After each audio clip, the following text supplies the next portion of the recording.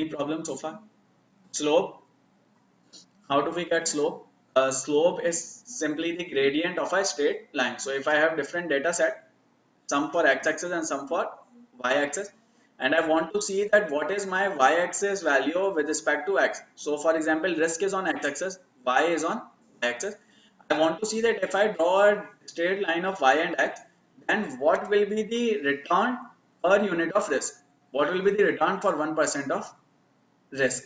That means I am trying to find out the gradient. Why? Because gradient is the change in y divided by change in x. So change in return and change in divided by change in risk would be the gradient.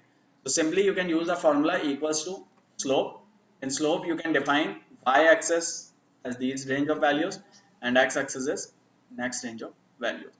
This formula is also used to find out beta, because in beta again you run a regression. We will learn it later, but for now remember the formula.